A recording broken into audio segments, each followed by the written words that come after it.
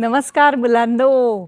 लग्नाला आपण गेलो की काय भारी वाटतं की एकदम मस्त जेवायला एकदम चारी ठाव जेवण.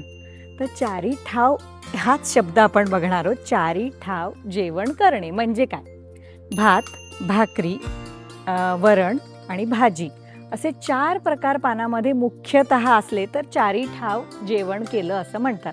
आजकाल काय होतं, फक्त एकच काहीतरी भाग करायचा, ज्याला तुम्ही म्हणता वन पॉट मील केलेलं आहे. तर तेवढंच करायचं आणि भागवायचं. पण पूर्वीच्या काळात तसं नसायचं. चारी ठाव म्हणजे जेवणामध्ये 4 प्रकार लागायचेच. शिवाय तुम्ही हे शिकून घ्या की आगोतलीवरती म्हणजे केळीच्या पानावरती, केळीचं पान असतं की नाही, त्याचा पुढचा भाग असतो त्याला आगोतली म्हणतात.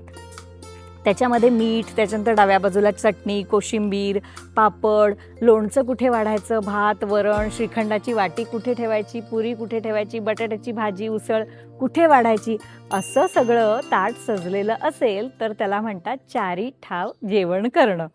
तर हे आता तुम्ही बघितलं, माणूस जेवला तर त्याला जेवण करणं म्हणतात. पण देवाला आपण जेवण दिलं तर त्याला काय म्हणतात? लिहून पाठवा. चला येते. अच्छा.